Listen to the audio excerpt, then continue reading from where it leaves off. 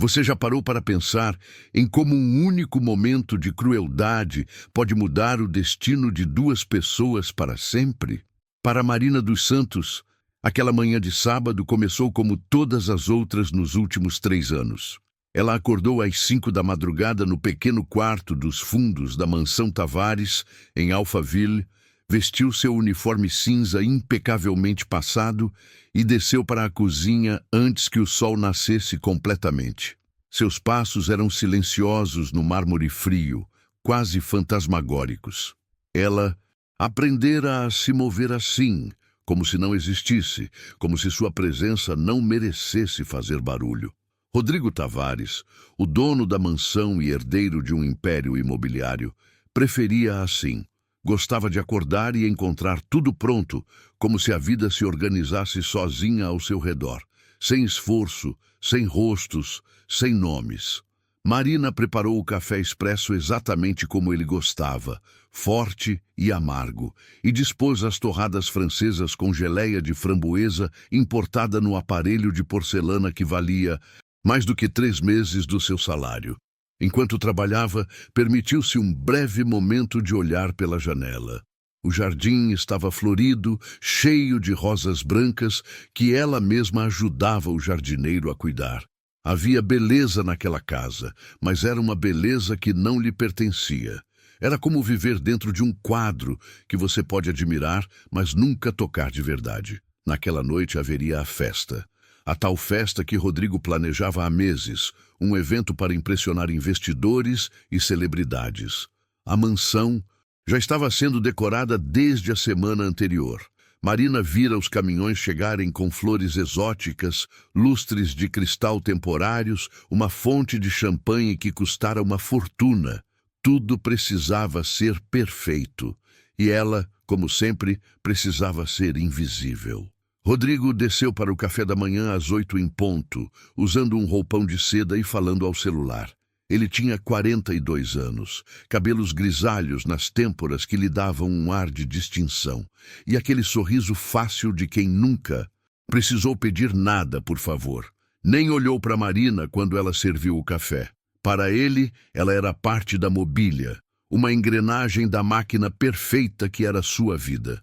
Certifique-se de que tudo esteja impecável hoje, ele disse, ainda olhando para o celular. Não quero ver nenhum de vocês circulando durante a festa. Ficam na cozinha e nos fundos. Entendido? Sim, senhor. Marina respondeu baixinho, como sempre respondia. Mas algo naquele dia estava diferente. Talvez fosse o cansaço acumulado de 1000 pequenas humilhações. Talvez fosse a lembrança da mãe dela, que trabalhara a vida inteira em casas de ricos e morrera sem nunca ter tido uma casa própria. Talvez fosse apenas o fato de que Marina estava farta de ser tratada como se não tivesse coração, como se não sangrasse, como se não importasse.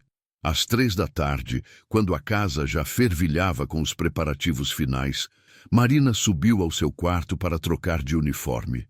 O que ela vestia estava sujo de tanto limpar, organizar e servir. Ela pegou o uniforme limpo que guardava cuidadosamente e foi até o banheiro de serviço. Foi então que ouviu a voz de Rodrigo vindo do corredor. Que porcaria é essa? Marina congelou. Ela voltou ao quarto e encontrou Rodrigo segurando seu uniforme sujo com 2 dedos, o rosto contorcido em nojo. Ao lado dele estava Melissa, a organizadora da festa, uma mulher elegante de salto alto que olhava Marina como se fosse um inseto. Isso aqui estava jogado na sua cama? Rodrigo perguntou, sua voz pingando desprezo. No dia da minha festa você deixa esse trapo imundo aqui? Que tipo de desleixo é esse? Senhor, eu ia lavar. Marina tentou explicar, mas ele não deixou. Não quero ouvir desculpas. Você acha que eu pago para ter empregada desleixada na minha casa? Antes que Marina pudesse responder, Rodrigo caminhou até a janela do quarto, abriu-a e jogou o uniforme lá fora. Ela ouviu o tecido cair no jardim, provavelmente na lama perto dos canteiros. Seu coração apertou, não pela roupa, mas pela crueldade gratuita do gesto. Agora, suma da minha frente e faça seu trabalho, ele disse, virando as costas. Marina permaneceu ali, parada, sentindo as lágrimas queimarem seus olhos, mas se recusando a deixá-las cair. Não na frente dele, nunca na frente dele. Ela desceu, terminou seu trabalho com as mãos tremendo, e quando a festa começou, ficou confinada na cozinha com os outros funcionários, ouvindo o som de risadas, música e taças tilintando. Mas naquela noite, enquanto servia canapés que nunca provaria, Marina tomou uma decisão. Ela não sabia ainda como, nem quando, mas sabia que um dia aquele homem entenderia o que significava ser tratado como lixo. Às vezes, a vingança não vem do ódio, mas simplesmente da recusa de continuar aceitando migalhas. Você acredita que todas as histórias têm um ponto de virada, aquele momento em que tudo muda? Para Marina, esse momento chegou 3 semanas depois daquela festa humilhante. Ela estava no quarto dos fundos, deitada na cama, estreita depois de mais um dia exaustivo, quando o celular tocou. Era um número desconhecido de Belo Horizonte. Ela quase não atendeu, achando que era propaganda, mas algo a fez deslizar o dedo na tela. Alô? Marina dos Santos?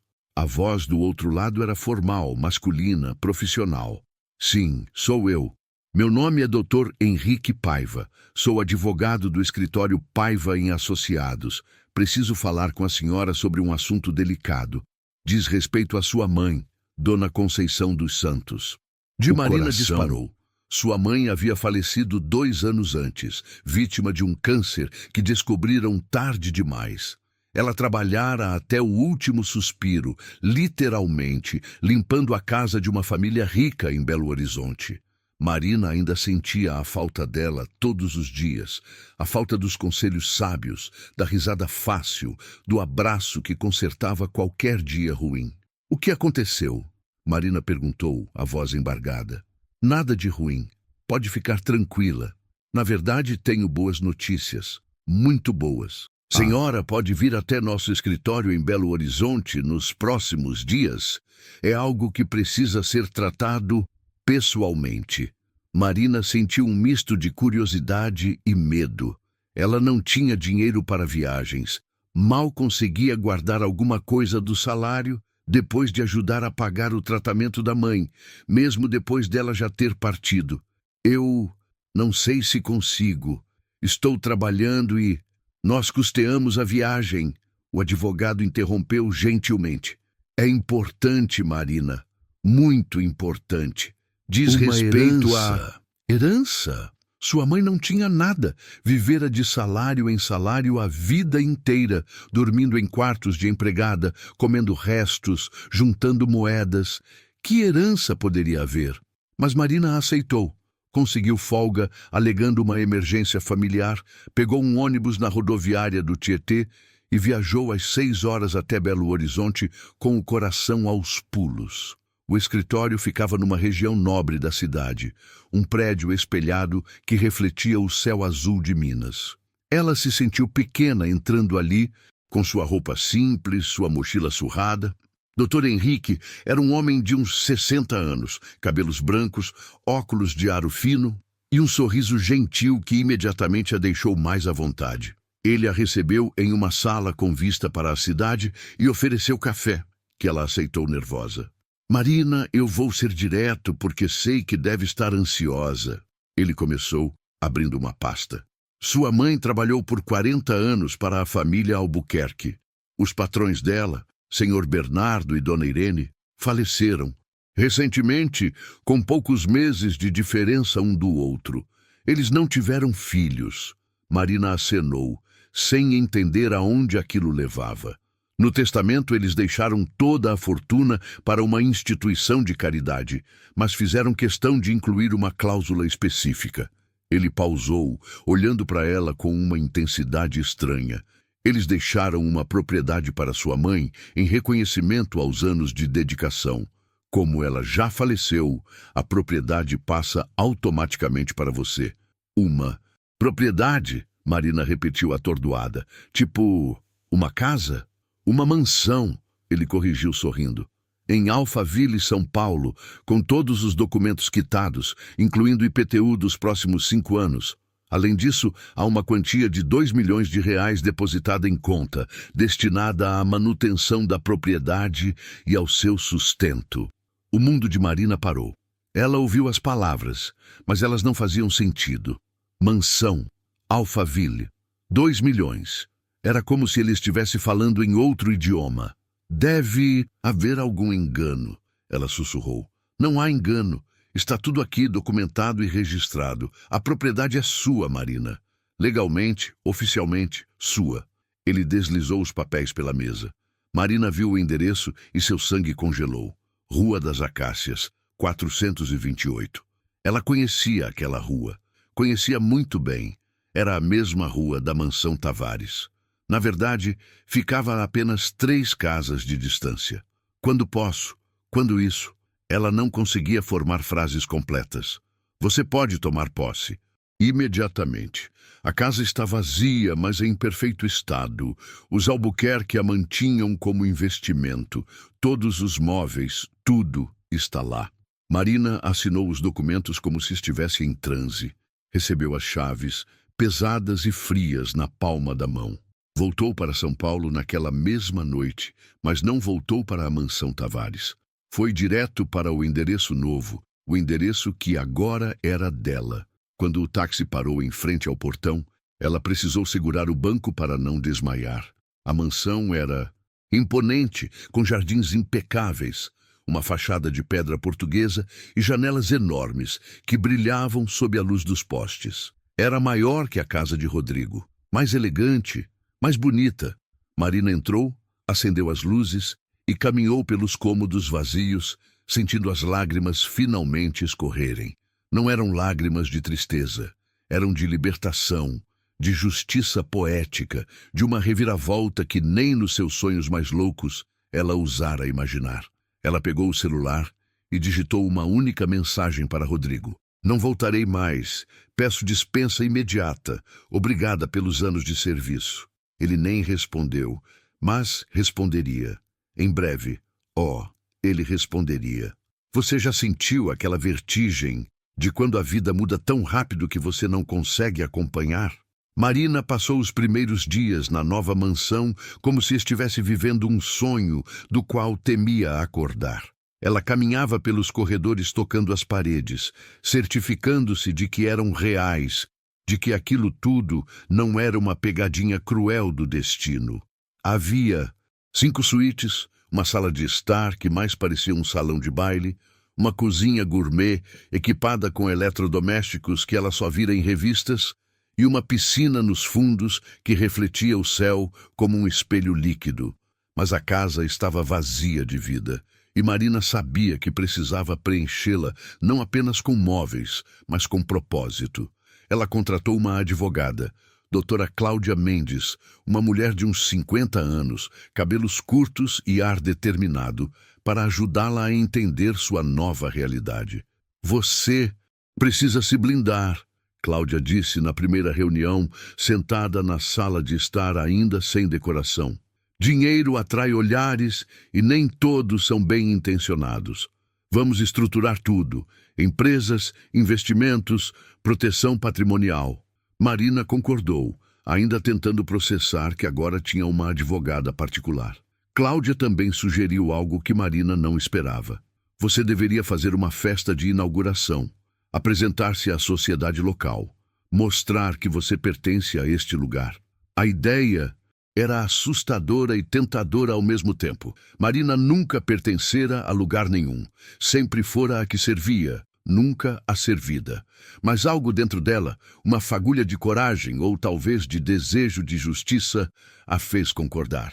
Mas eu não sei como organizar uma festa assim, ela admitiu. Eu conheço alguém, Cláudia sorriu. Melissa Andrade, ela é a melhor. O nome fez o estômago de Marina revirar. Melissa, a mesma organizadora que estava ao lado de Rodrigo quando ele humilhou Marina. Mas talvez fosse perfeito. Talvez fosse exatamente o tipo de ironia que essa história precisava. Quando Melissa chegou para a reunião, impecável em seu tailleur bege e saltos altíssimos, ela não demonstrou reconhecer Marina. Por que reconheceria? Empregadas eram invisíveis. Marina estava diferente agora, com roupas novas que Cláudia a ajudara a escolher, cabelos bem cortados, uma postura mais ereta. Prazer, Marina, Melissa disse, estendendo a mão com um sorriso profissional. Ouvi dizer que quer fazer algo memorável. Quero, Marina respondeu apertando a mão com firmeza. Algo que ninguém esqueça. Elas planejaram tudo nos mínimos detalhes. Flores importadas, champanhe francês, canapés de chefes renomados, música ao vivo. Marina aprovou tudo, assinando cheques com uma desenvoltura que ela nem sabia possuir. O dinheiro era real, a vida era real, ela era real. Enquanto isso, Marina começou a circular pela vizinhança. Conheceu outros moradores, frequentou o clube local, inscreveu-se em aulas de etiqueta e oratória. Ela não queria apenas ter dinheiro, queria pertencer àquele mundo, não como uma impostora, mas como alguém que merecesse estar ali. Foi numa dessas caminhadas matinais pelo condomínio que ela o viu pela primeira vez após semanas. Rodrigo estava saindo de casa, falando ao celular como sempre, parecendo irritado. Ela estava do outro lado da rua e ele passou direto, sem vê-la. Mas ela o viu e sentiu uma mistura estranha de raiva e pena. A festa foi marcada para um sábado, exatamente 2 meses depois daquela noite humilhante na mansão Tavares. Os convites foram enviados para toda a elite de Alphaville, incluindo, é claro, Rodrigo Tavares. Marina fez questão de que o nome dele estivesse na lista. Na semana da festa, Marina acordou todos os dias com o coração acelerado. Parte dela ainda não acreditava que conseguiria passar por aquilo, mas sempre que a dúvida batia, ela lembrava do uniforme sendo jogado pela janela, da humilhação, da invisibilidade forçada, e a determinação voltava, firme como aço. Na manhã do evento, ela se olhou no espelho do closet gigantesco que agora era seu. Vestia um vestido azul marinho elegante, joias discretas, mas caras, sapatos que a faziam sentir-se 10 centímetros mais alta. Mas o que mais mudara não estava por fora. Era o brilho nos olhos, a linha reta dos ombros, a certeza de que ela não devia desculpas a ninguém por estar ali. Ela desceu a escadaria da própria mansão às 7 da noite, quando os primeiros convidados começavam a chegar, e pensou na mãe. Obrigada, mãe, ela sussurrou, por tudo. Hoje seria o dia em que o mundo de Rodrigo Tavares começaria a desmoronar, e Marina estaria lá para assistir. Já reparou como certos momentos parecem acontecer em câmera lenta, como se o universo quisesse que você gravasse cada detalhe? A festa estava deslumbrante. O jardim da mansão de Marina foi transformado em algo saído de um conto de fadas, com luzes suspensas em fios quase invisíveis, criando um céu estrelado artificial. Mesas redondas com toalhas de linho branco impecáveis se espalhavam estrategicamente, e o som suave de um quarteto de cordas preenchia o ar.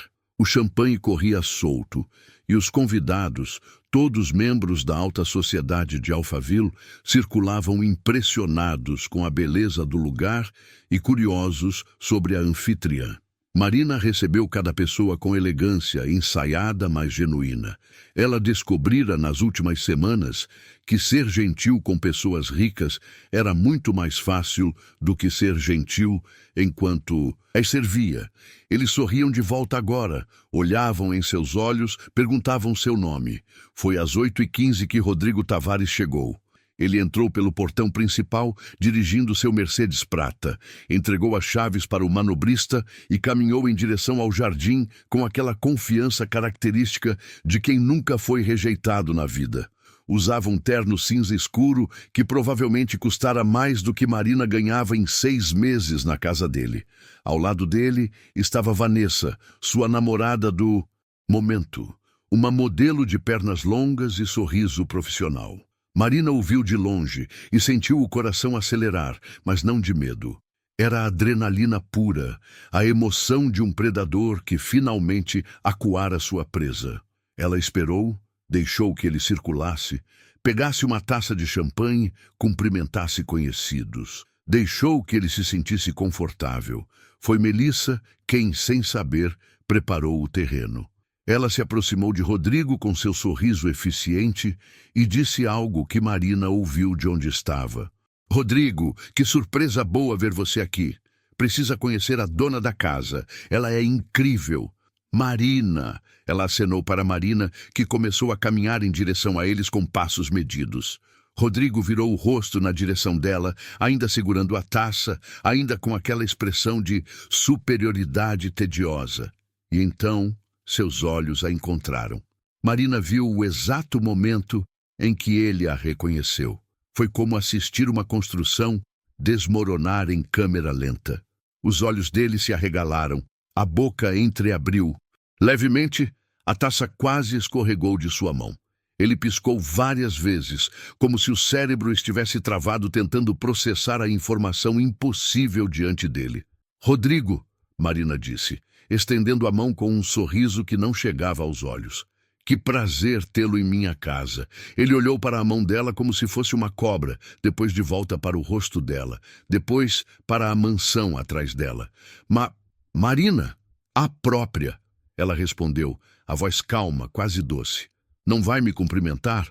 Ele apertou a mão dela mecanicamente, ainda em choque. Vanessa ao lado dele parecia confusa, olhando de um para o outro. Melissa, igualmente perdida, arriscou. Vocês se conhecem? Conhecemos. Marina respondeu antes que Rodrigo pudesse falar. O Rodrigo foi, como posso dizer, um antigo empregador. Trabalhei para ele por alguns anos. A palavra empregador caiu como uma bomba. Ela viu a vergonha passar pelo rosto dele, rápida como um raio, seguida de raiva. Mas ele não podia fazer nada ali, cercado de pessoas na casa dela. Empregada? Vanessa repetiu, olhando para Marina de cima a baixo com desdém renovado. Nossa, que interessante! Ex-empregada, Marina corrigiu sem perder a compostura. Felizmente, as coisas mudaram bastante desde então. A vida tem dessas reviravoltas, não é, Rodrigo? Ele abriu a boca para responder, mas não saiu som. Marina aproveitou o silêncio. Aproveitem a festa. O champanhe é Dom Perignon, importado especialmente para hoje. Muito melhor do que qualquer coisa que eu tenha servido antigamente. E virou as costas, deixando-o ali, parado, destruído. Ela sentiu o olhar dele queimando suas costas, mas não se virou. Não precisava. A mensagem já fora entregue. Pelo resto da noite, Marina foi a anfitriã perfeita. Conversou, riu, brindou, mas sempre com um olho em Rodrigo, que permaneceu na festa por obrigação social, visivelmente desconfortável. Ela o viu puxar Melissa de lado em certo momento, provavelmente exigindo explicações, e viu o rosto confuso da organizadora.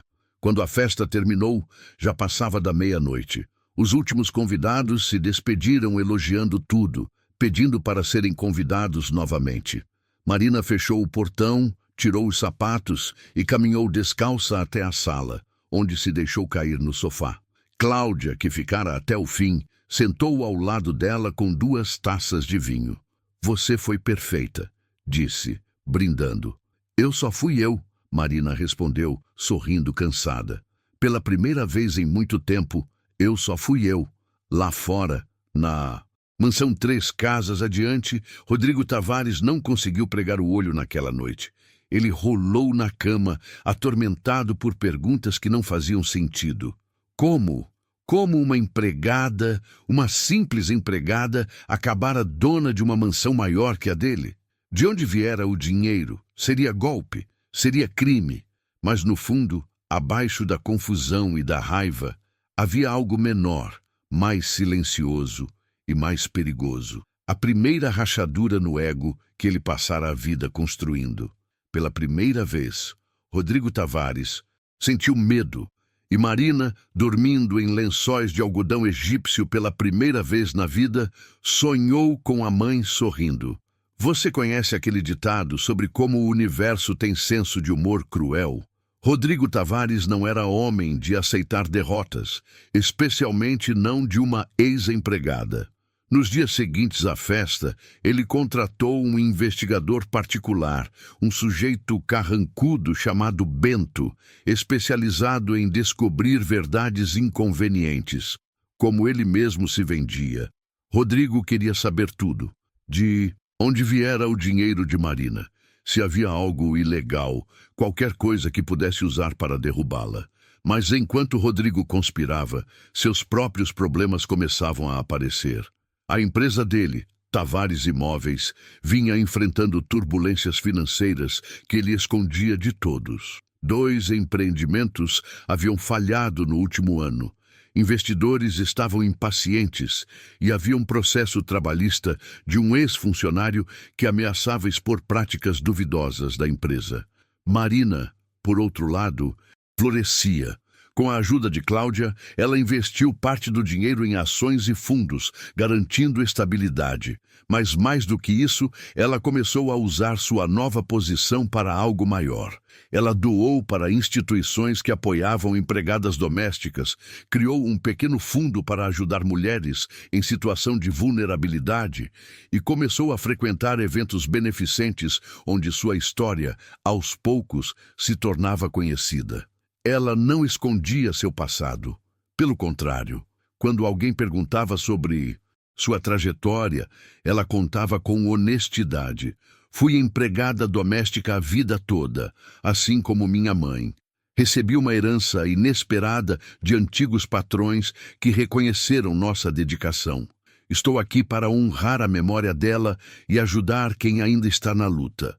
As pessoas se comoviam. A história de Marina era rara, inspiradora.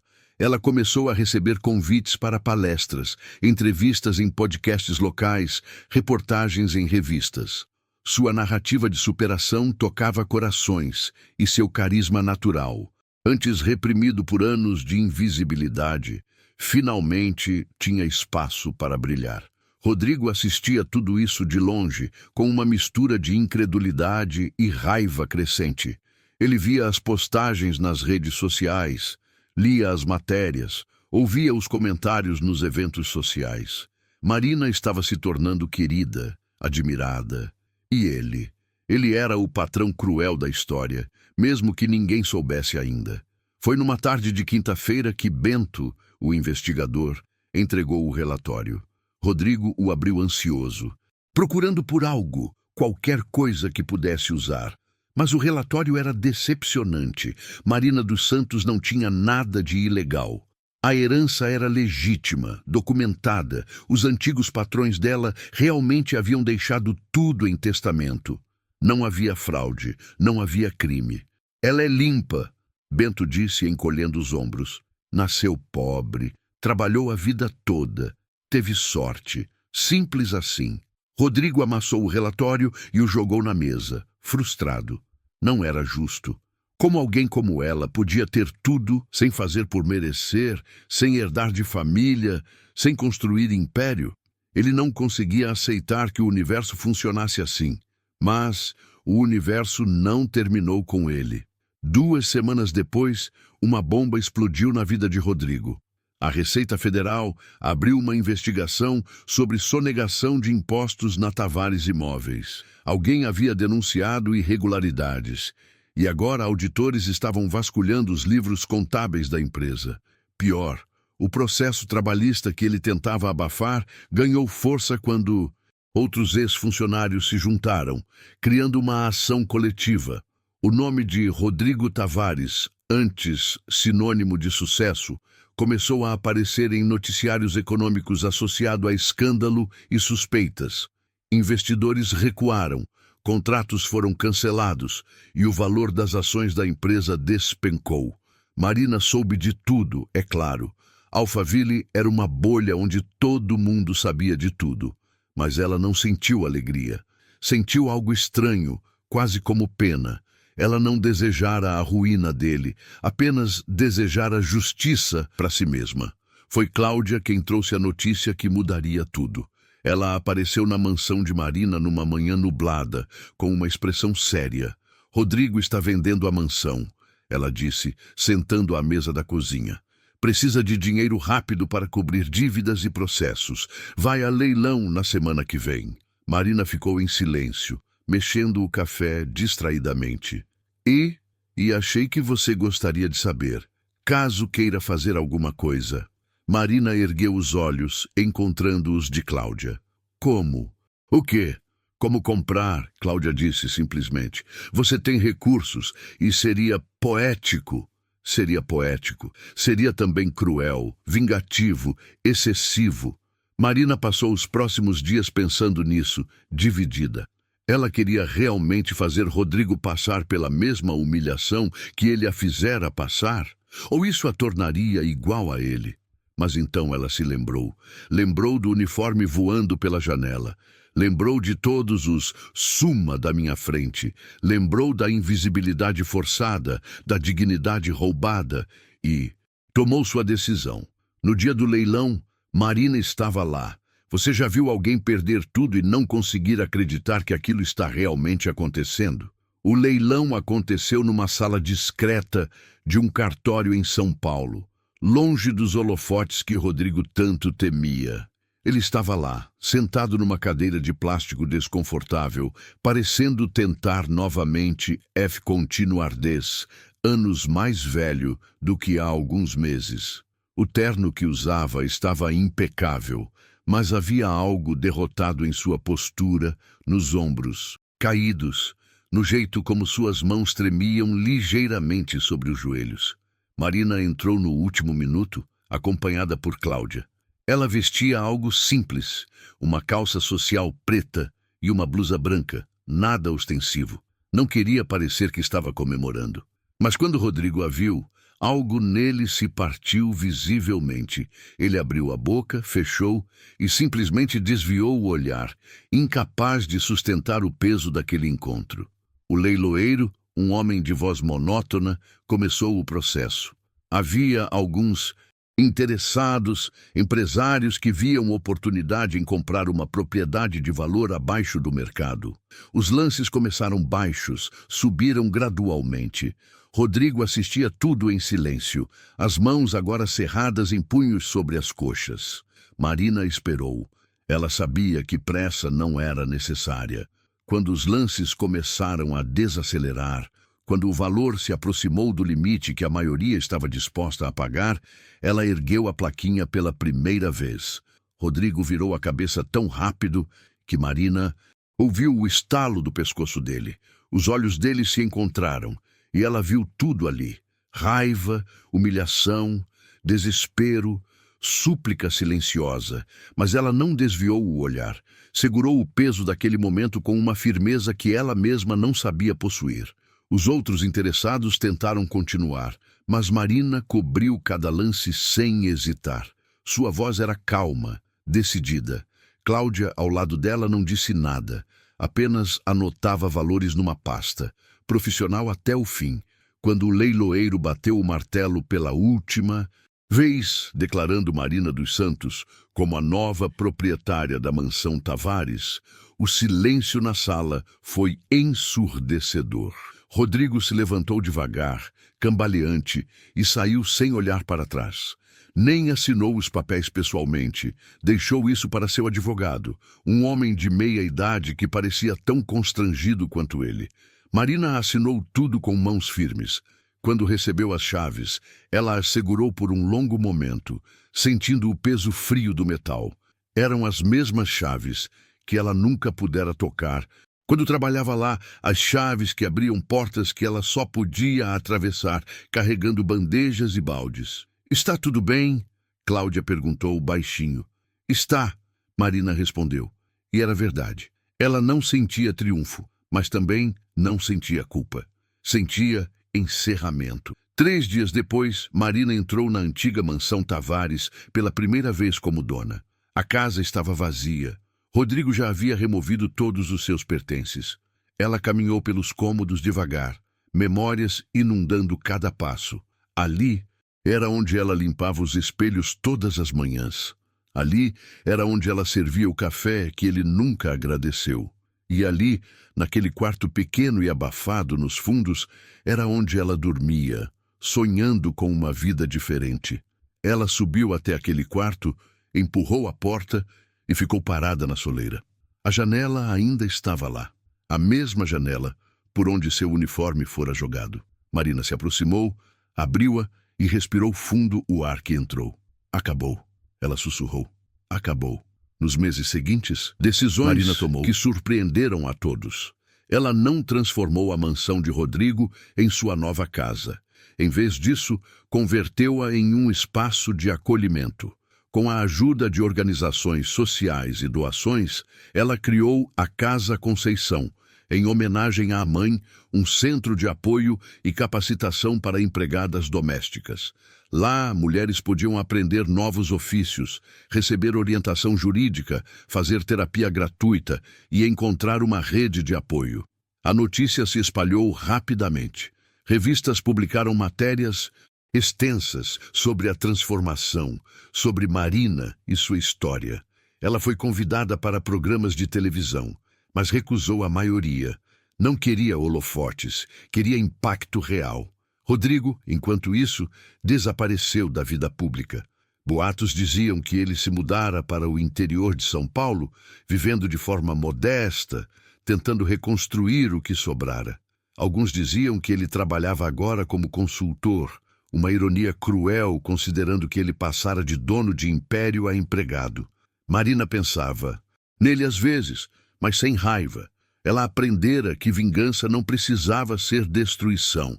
Às vezes, vingança era simplesmente provar que você valia mais do que quiseram que você acreditasse.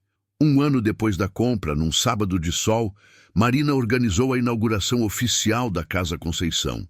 Dezenas de mulheres compareceram, muitas delas empregadas que trabalhavam nas mansões ao redor. Havia comida, música, palestras. Era celebração e acolhimento, dor transformada em esperança. No final do evento, quando todos já haviam ido embora, Marina ficou sozinha no jardim. Ela se sentou no mesmo banco onde uma vez chorara escondida e olhou para a casa. Não era mais a casa de Rodrigo, era a casa dela.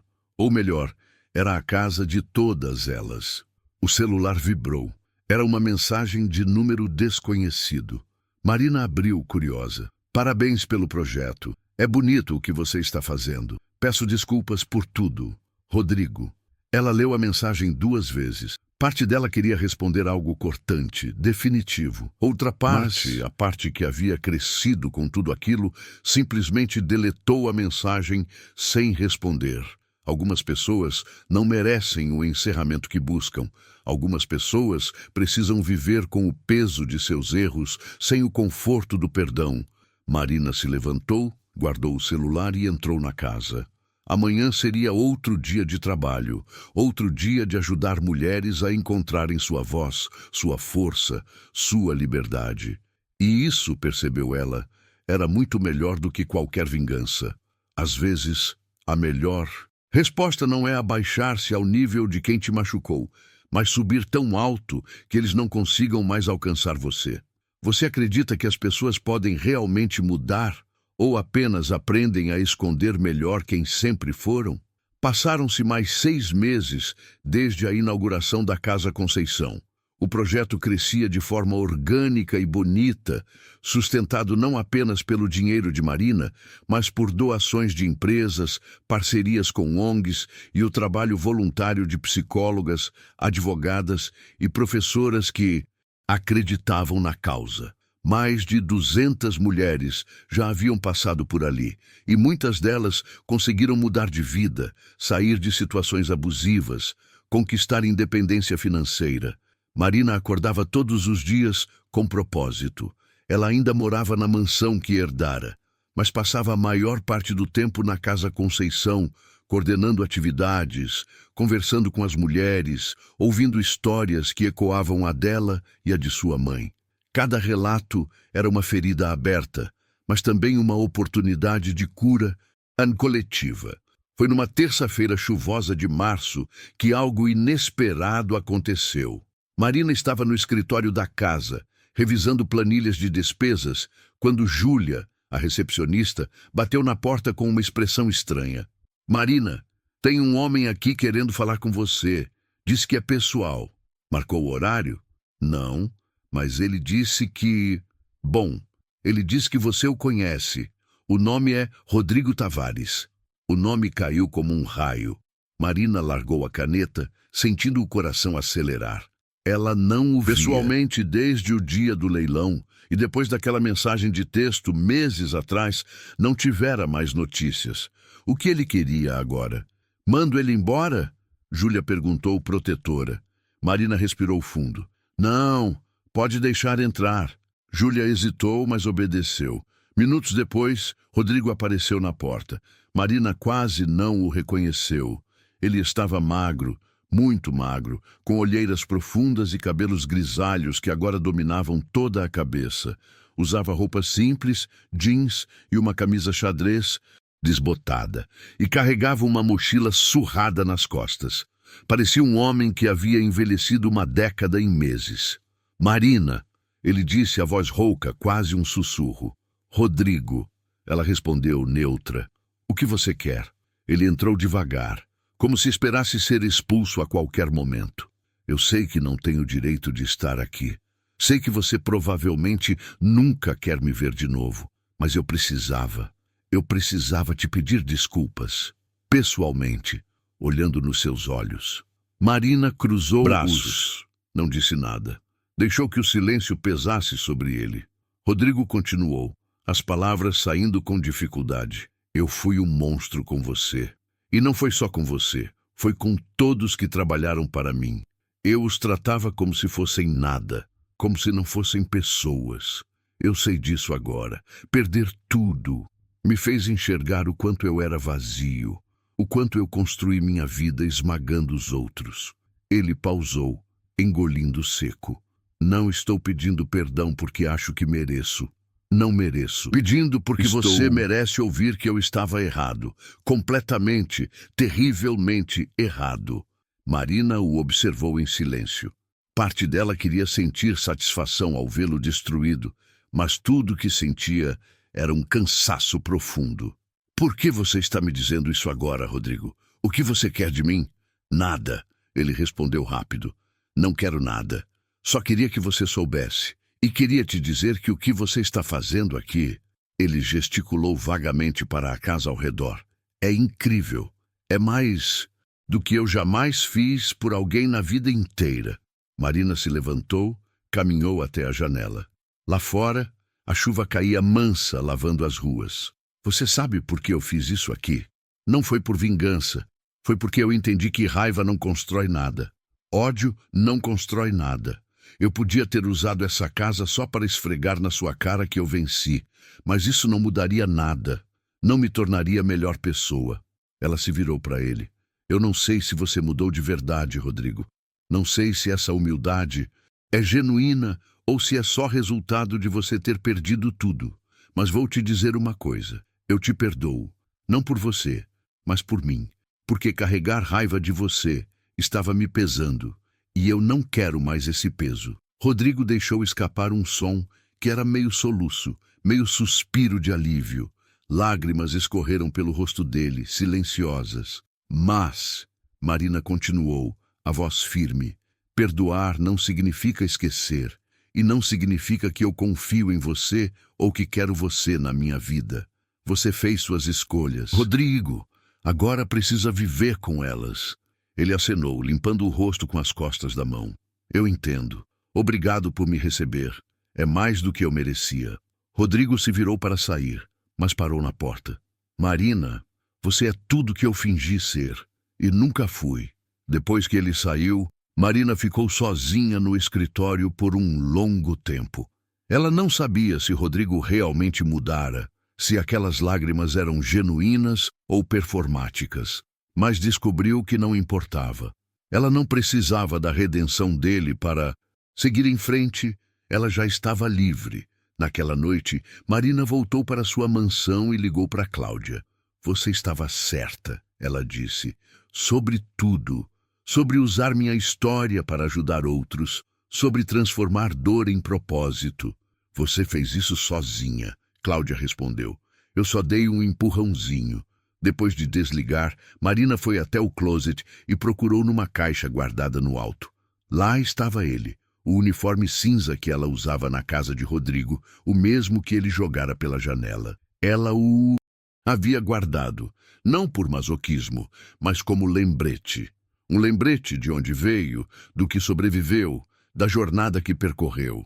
Ela o segurou por um momento, sentindo o tecido áspero entre os dedos. Depois, cuidadosamente, o dobrou e colocou numa caixa de acrílico com uma pequena placa, onde tudo começou. Ela penduraria isso na entrada da Casa Conceição, para que todas as mulheres que passassem por ali soubessem que não importa onde você começa, importa para onde você decide ir. Marina se olhou no espelho. Não era mais a menina assustada que aceitava migalhas. Não era mais a empregada invisível. Era Marina dos Santos, dona da própria história, construtora de pontes, transformadora de dor em esperança. E isso, descobriu ela, valia mais do que todas as mansões do mundo.